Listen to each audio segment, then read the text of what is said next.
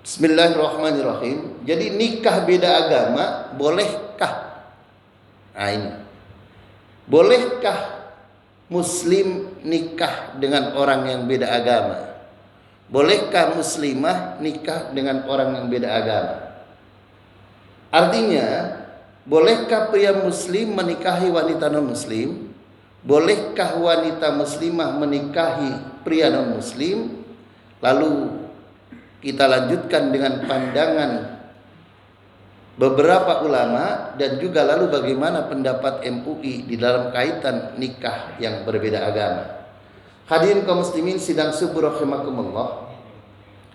Saya ingin mengawali dengan Al-Qur'an surat Al-Baqarah ayat 221. Di dalam Al-Qur'an dijelaskan wala tankihul musyrikati hatta yu'min. Dilarang menikah, janganlah kalian laki-laki muslim tankihul musyrikat menikahi orang-orang musyrik wanita hatta yu'min sehingga mereka beriman. Jadi laki-laki muslim dilarang menikah dengan wanita-wanita musyrik.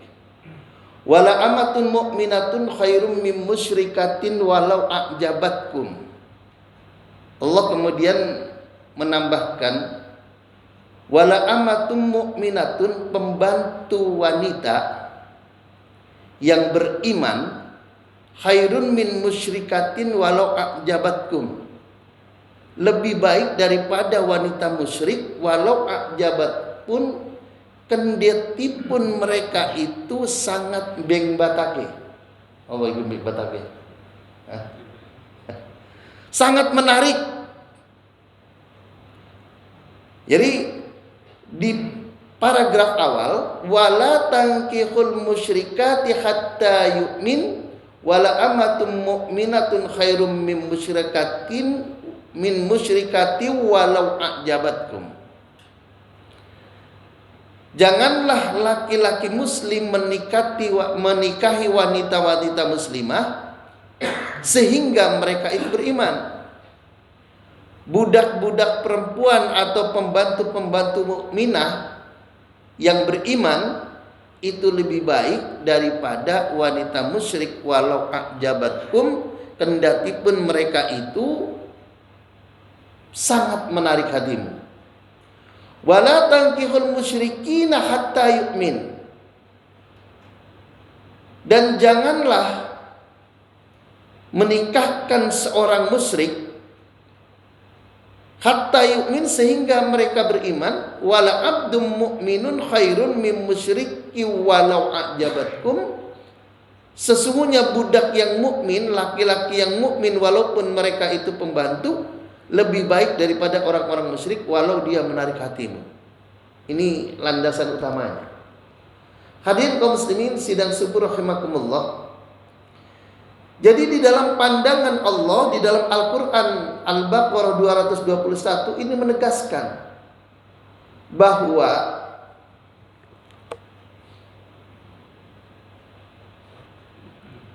pembantu wanita yang beriman itu lebih baik ketimbang wanita musyrik kendati pun dia menarik.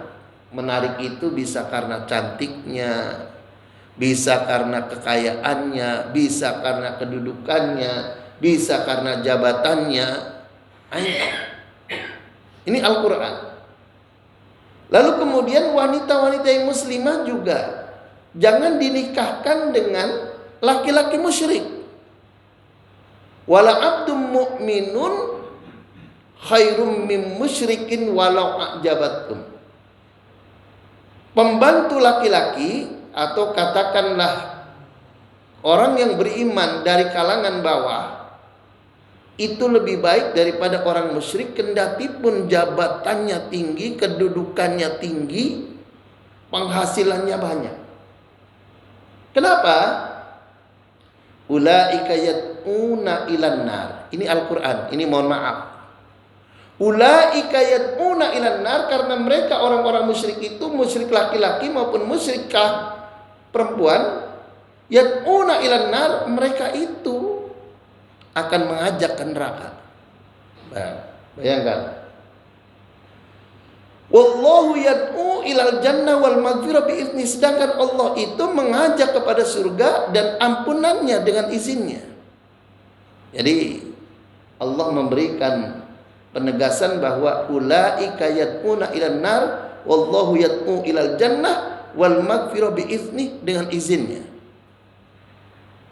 Wa yubayyinu ayatihi lin-nasi la'allahum yatadzakkarun. Ayat ini Allah turunkan untuk menerangkan bahwa pernikahan musyrik, pernikahan muslimah dengan musyrik itu dilarang. Hadirin kaum muslimin sidang subuh rahimakumullah. Nah, kita coba lihat asbabun nuzul ayat ini. Profesor Dr. Hamka dalam tafsir Al-Azhar yang diterbitkan oleh Panji Mas Jilid 2 itu dengan mengutip hadis dari Imam Wahidi dari sahabat Ibnu Abbas. Dulu, jadi ketika ada orang-orang Islam di Mekah itu ditahan oleh orang-orang kafir Quraisy, maka kemudian Nabi itu mengirimkan seorang utusan yang terkenal kaya raya. Jadi utusan ini kaya raya, namanya Marsad ibnu Abi Marsad, yang sering juga disebut dengan nama Mirsad Al-Ghunawi. Maka di Betawi ini banyak orang yang namanya Mirsad. Jadi ternyata Mirsad itu bangsawan Arab yang kaya raya, ganteng. Oh, ini bangsawan kaya raya, ganteng, menjadi utusan Nabi untuk membebaskan orang-orang yang beriman di Mekah itu ditawan oleh orang kafir Quraisy. Hadirin rahimakumullah.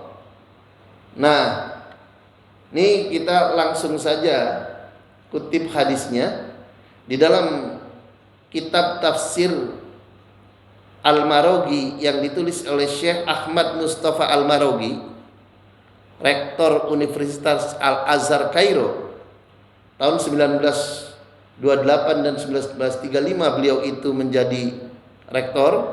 Dan tafsir ini ditulis selama 10 tahun. Beliau mengutip hadis dari sahabat Ibnu Abbas, Ruwiyal Wahidi an Ibnu Abbas radhiyallahu anna Rasulullah sallallahu alaihi wasallam. Jadi diriwayatkan dari Imam Wahidi yang bersumber dari sahabat Ibnu Abbas bahwa sesungguhnya Rasul sallallahu alaihi wasallam itu ba'atsa rajulan min qabilatin ghaniyyin, telah mengutus seorang laki-laki dari kabilah yang kaya raya. Nah, ini bangsawan. Yuqalu lahu Mirsad bin Abi Mirsad wa kana khalifan li Bani Hashim. Jadi kabilah dari Mirsad ini adalah sekutunya Bani Hashim. Ila Makkah liyukhrija jama'atan minal muslimin usaru biha. Jadi untuk membebaskan kaum muslimin yang ditahan atau ditawan oleh kaum musyrik di Mekah. Falamma qaddamaha sami'at bihi imra'atan yuqala lahu ana. Jadi ketika Mirsad dikirim ke Mekah, itu menjadi utusan Rasul, diketahui oleh anak yang dulu menjadi kekasihnya. Wa kanat khalila lahu fil jahiliyah falamma aslama a'rada anha. Jadi dulu anak sebelum masuk Islam itu punya kekasih, teman dekat. Kalau dalam bahasa kerajaan selir. Jadi zaman dulu juga begitu, Pak. Zaman sekarang ada nggak ya? Jadi ternyata orang itu punya istri dan ada yang di luar istri. Kalau bahasa sekarang simpanan lah. Ya, wanita simpanan. Nah, ketika dia sampai di kota Mekah, itu diketahui oleh anak wanita kaya raya cantik. Nah, jadi cuma karena Mirsad sudah masuk Islam, maka dia sudah paham bahwa hubungan di luar nikah itu tidak boleh. Maka tatkala kemudian si wanita cantik yang bernama Anak itu mengetahui si Mirsad itu datang ke kota Mekah, fa'atat suwaqalat, maka si Anak ini mendatangi si Mirsad. Waqalat, dan dia berkata, waihak ya Mirsad ala takhallu, celaka kamu Mirsad, kemana saja kamu, ninggalin saya enak saja kamu. Kalau bahasa sekarangnya begitu. Faqala laha, maka kemudian Mirsad bilang, innal islama qad qala baini wa bainika wa harramahu alaina. Sesungguhnya Islam telah menghalangi diriku dan dirimu, baini wa bainaki wa harramahu alaina, dan telah mengharamkan hubungan kami, melakukan hubungan suami istri di luar nikah. Ini jawaban Mirsad. Walakin in syi'ti tazawwajtuki, tapi tenang, kalau kamu mau akan aku nikahi kamu. Kalau kamu mau akan aku nikahi kamu. Faqalat na'am, oke, kalau gitu setuju, kata si Anak. Maka Mirsad mengatakan, idza raja'tu ila Rasulillah sallallahu alaihi wasallam ista'dantuhu fi dzalik tsumma tazawwajtuki. Tapi mohon maaf, saya mesti balik dulu ke Madinah dan saya mesti minta izin dulu kepada Rasul. Isdantuhu fi dzalik, jika Rasul itu mengizinkan diriku untuk menikahi dirimu, tsumma tazawwajtuki, maka aku akan nikahi kamu. Wah, ini benar ini. Jadi orang mau dulunya itu apa, tapi kalau sudah masuk Islam mesti harus tunduk terhadap ketentuan yang diberikan oleh Allah dan Rasulnya. Alhamdulillah. Maka kemudian mendengar jawaban bahwa aku mesti pulang dulu ke Madinah dan aku mesti izin dulu kepada Rasul. Kalau Rasul mengizinkan maka aku akan nikahi kamu. Nah, marah ini. Si Anak ini marah. Wa abi tatabarram, ayahku. Lalu dia teriak-teriak, tsumma ista'anat alaihi fadarabu dorban jami'a. Bayangkan, setelah dia berteriak, lalu kemudian dia minta tolong kepada orang-orang, sehingga orang-orang berdatangan, fadarabuhu dorban waji'an. Maka orang-orang itu kemudian berkumpul dan memukuli Mirsad sepuas-puasnya. Ini bahaya ini Pak, orang cantik kalau sudah punya mau nggak dituruti, wah teriak. Nah ini hati-hati ini. Falamma qada hajatu bimaka insarafa ila Rasulillah raji'an wa a'lamahu alladhi kana min amrihi wa amara anak wa malak ya bisabi faqala ya Rasulullah ayuhillu li an atazawwajaha fanazalatil ayah. Jadi setelah kejadian itu maka kemudian Mirsad tetap menjalankan apa yang diperintahkan Rasul di kota Mekah, membebaskan orang-orang itu. Dan setelah kemudian Mirsad itu membebaskan, jadi Mirsad ini kaya, ganteng dan bangsawan. Nah, ketika dia lobby untuk membebaskan, disetujui oleh orang-orang Mekah itu. Namanya bangsawan, kaya. Nah, setelah dia pulang ke Madinah, maka kemudian Mirsad bercerita mengenai kejadian bahwa dia dulu punya kekasih namanya Anak, dan dia minta hubungannya dilanjutkan. Aku katakan bahwa aku tidak bisa karena aku sudah masuk Islam, akan tetapi aku janji kalau aku pulang ke Madinah nanti aku minta izin kepada Rasul. Kalau Rasul itu mengizinkan, aku akan menikahinya. Maka kemudian si Mirsad bertanya kepada Rasul, ya Rasulullah, ayahillu li an atazawwajaha. Ya Rasul, apakah aku boleh menikahi dia? Ya Rasul, bolehkah aku menghalalkan hubungan diriku dengannya? Ayahillu li an atazawwajaha fanazalatil ayah. Maka turun Quran Al-Baqarah ayat 221. Hadirin rahimakumullah, Ini artinya apa? Bahwa laki-laki muslim dilarang menikahi wanita musyrik. Nah, ini kan yang lagi ngetren sekarang. Gimana? Wala tankihul musyrikati hatta yu'min. Janganlah kalian menikahi wanita-wanita musyrik. Kenapa? La kitab lahun hatta yu'min. Karena dia nggak punya kitab. Orang musyrik itu nggak punya kitab. Mengenai pengecualian nanti. Wa yusaddiq Nabi Muhammadin alaihissalam wa qad ja'a lafdun musyrik fil Qur'an bihadzal makna fi nahwi qawlihi. Hadirin kaum muslimin rahimakumullah. Jadi jelas di dalam ayat ini laki-laki dilarang menikahi wanita musyrik sehingga dia beriman. Nah, maka kemudian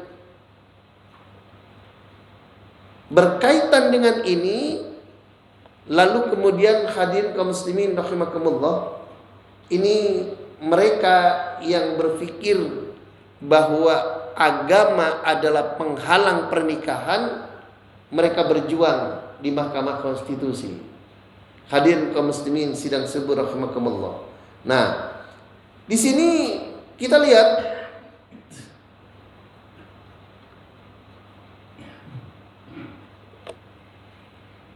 ini Allah melalui Rasulnya menjelaskan tungkahul mar'atu li arba'in. Wanita itu dinikahi karena 4 hal. Limaliha wali hasabiha wali jamaliha wali diniha fadfar bisadiddin taribat yada. Jadi wanita dinikahi itu dikarenakan 4 hal. Yang pertama limaliha, karena hartanya, wali hasabiha, karena keturunannya, wali jamaliha, karena kecantikannya, wali diniha, dan karena agamanya. Lalu kemudian Rasul menjelaskan fadfar bidzatiddin, maka pilihlah menikahi wanita itu bidzatiddin, karena agamanya, taribat yada. Kalau tidak memilih berdasarkan agama, taribat yadak, maka kamu akan celaka. Hadirin kaum muslimin rahimakumullah. Para ulama di dalam berbagai bukunya menjelaskan bahwa pernikahan beda agama itu banyak mudorotnya ketimbang maslahatnya. Orang yang sama-sama muslim aja sering bertengkar. Muslim sama muslim nikah juga kadang sering bertengkar, apalagi sudah beda agama. Soal anak bertengkar. Kata yang muslim, ini mesti ikut agamaku. Kata yang sebelahnya, ini mesti ikut agamaku. Bayangkan. Jadi anaknya pun akan ditarik-tarik. Sering laki-laki non-muslim menikahi wanita muslimah. Ketika lahir anak, kata ibunya, ini harus ikut agamaku, bukan ikut agamamu. Kata bapaknya, tidak, aku bapaknya, aku yang berhak menentukan. Anak ini harus ikut agamaku. Begitu. Ini karena akibat dari pernikahan beda agama. Hadirin kaum muslimin sidang subuh rahimakumullah. Karena itu Rasul menegaskan fadfar bidzatiddin, pilihlah karena agama. Kadang-kadang kan ada orang, wah agama mah gampang, yang penting cantik. Hadirin kaum muslimin rahimakumullah. Nah, di sini siapakah Syekh Mustafa Al-Marugi ini? Nah, Syekh Mustafa Al-Marugi ini menyusun tafsirnya 10 tahun. Dari 1940-1950 Masehi. Bayangkan. Ini ulama. Dan dia usia 13 tahun itu sudah hafal Al-Quran. Jadi orang menyusun tafsir itu begini, Pak. Jadi sudah hafal Al-Quran, 13 tahun hafal Al-Quran, 10 tahun nyusun tafsir, jadi rektor Al-Azhar 2 periode 1928-1935. Ini tafsir Al-Marughi ini disebut tafsir kontemporer, tafsir yang dikaitkan dengan kekinian. Karena di dalam tafsir itu dijelaskan, kata Imam Al-Marughi, lihatlah kenyataan sekarang pemuda-pemuda Mesir yang suka bercumbu dan memilih nikah kawin dengan wanita-wanita non-muslim. Nah ini. Di sekarang juga sudah sedang berjalan orang memilih yang penting kaya, yang penting bermasa depan cerah, yang penting punya kedudukan, agama enggak masalah. Nah ini tugasnya ulama untuk mengingatkan, silakan Anda nikah, silakan Anda pilih pasangan Anda, tapi usahakan kalau bisa pilih yang seiman, insya Allah. Hadirin kaum muslimin sidang subuh rahimakumullah. Karena apa? Kata Syekh Mustafa Al-Marughi, kalau orang itu tidak nikah seiman, tidak nikah seakidah, dalam tempos yang singkat ke rumah tangganya menjadi neraka jahim. Nah, ini Pak. Bayangkan. Itu artinya apa? Sering terjadi pertengkaran. Kan kalau di dalam Islam kan ada istilah nuju bulan, ada istilah yang nggak mau nuju bulan 4 bulan. Intinya mendoakan agar kelahirannya selamat. Hadirin kaum muslimin rahimakumullah. Nah, kalau sering bertengkar, maka ini kelaki-lakiannya itu akan jatuh, Pak. Jadi kejantanannya akan menurun. Ya kan? Ini kata Mustafa Al-Marughi ini. Jadi kalau suami dengan istri karena berbeda agama lalu sering bertengkar, maka kemudian kejantanannya itu akan turun. Kaum muslimin sidang subuh rahimakumullah. Nah, di sini di dalam ayat yang lain Allah mengingatkan wa man lam yastati minkum taulan an yakal muhsanatil mukminat. Ini lain. Kita lanjut ke sini saja. Nah, Majelis Ulama Indonesia di dalam fatwanya, di dalam Musyawarah Nasional yang ke-7 Majelis Ulama Indonesia tahun 2005 menegaskan, setelah kemudian mengemukakan dalil-dalil Al-Quran dan kemudian dalil-dalil hadis, dan kemudian juga mengutip kaidah fikih Darul Mafasid Muqaddamun ala Jalbil Masalih, kemudian memutuskan menetapkan fatwa tentang perkawinan beda agama. Yang pertama, perkawinan beda agama adalah haram dan tidak sah. Ini Majelis Ulama Indonesia. Jadi ini perlu ditegaskan agar orang itu memilih nikah dengan yang seiman. Andaikan ditemukan tidak seiman, ya tinggal bagaimana caranya menjadikan agar seiman. Yang kedua, perkawinan laki-laki muslim dengan wanita ahlul kitab menurut kaul muktamad adalah haram dan tidak sah. Ini fatwa Majelis Ulama yang waktu itu diketuai oleh Kiai Haji Ma'ruf Amin dan juga sekretarisnya Dr. Andes Haji Hasanuddin MAG di dalam sidang Komisi C bidang fatwa. Hadirin kaum muslimin rahimakumullah. Ini lalu kita lihat bagaimana pandangan ulama tentang kaitan nikah beda agama ini.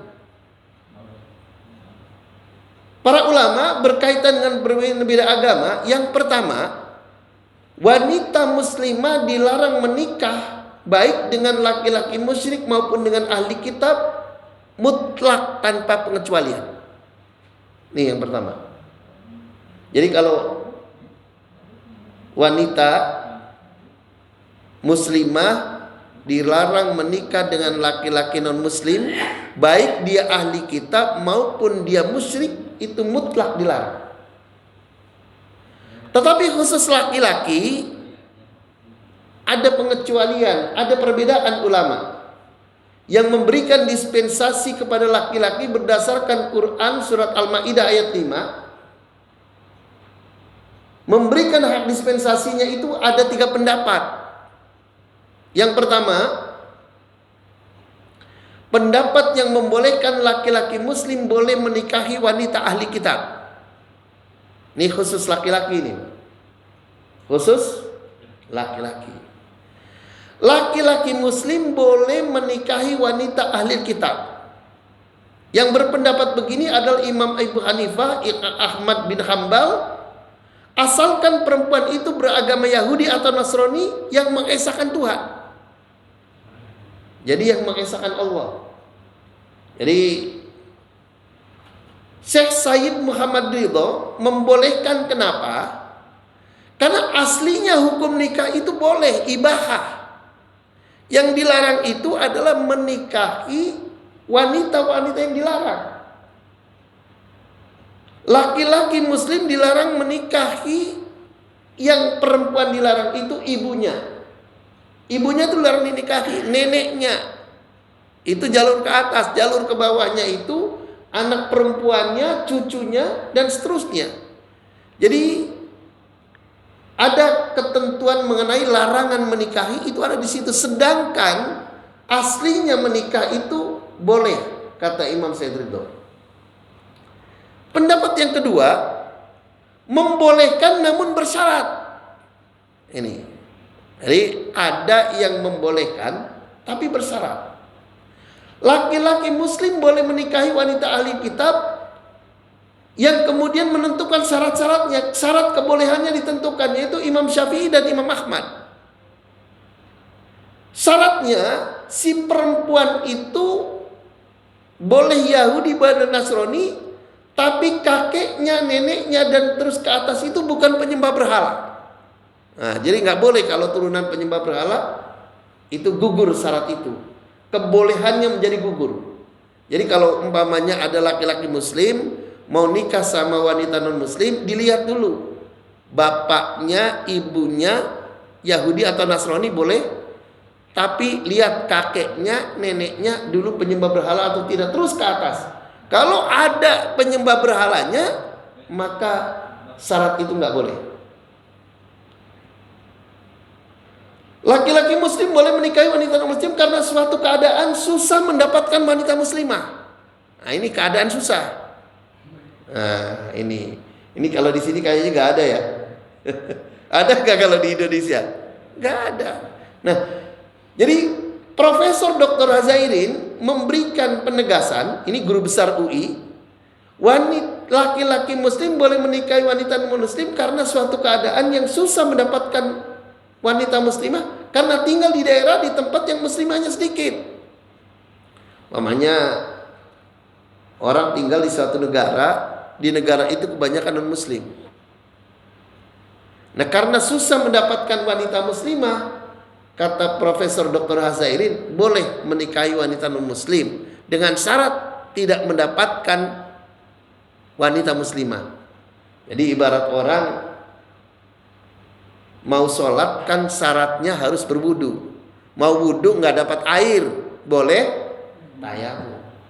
Mau menikahi muslimah, wanita muslimahnya nggak ada karena keadaan di situ semuanya non muslim.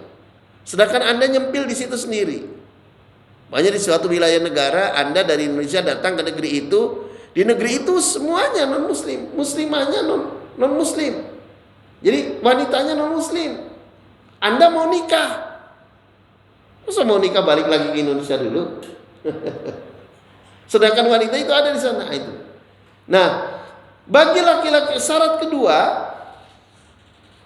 laki-laki muslim yang akan menikahi ahli kitab itu kadar keimanannya harus kuat. Nah, ini nggak boleh cengengan. Kalau laki-laki imannya nggak kuat, itu dikhawatirkan tidak mampu melihara agamanya, kebawa sama istrinya. Ini Profesor Hazairin lebih tegas. Nih, jadi karena apa? Kalau dia tidak mampu memelihara agamanya, nanti dia tidak mampu mendidik anaknya. Anaknya bisa jadi non-muslim. Karena itu dua syarat kalau menurut Profesor Dr. Hazairin. Syaratnya yang pertama sulit mendapatkan muslimah, syarat yang kedua imannya harus kuat dan dia harus mampu melihara agamanya dan dia juga harus mampu mengurus keturunannya untuk menjadi muslim. Kalau enggak, maka gugur syarat itu, maka laki-laki muslim dilarang menikahi wanita muslimah. Hadirin kaum muslimin, sidang subuh rahimakumullah, itulah yang dapat saya sampaikan.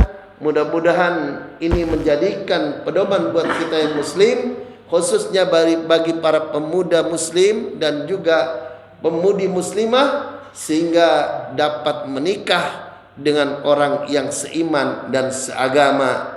Kita tahu di Indonesia bahwa di Indonesia adalah agama Kristen, ada agama Protestan, ada agama Katolik, ada agama Hindu, ada agama Buddha.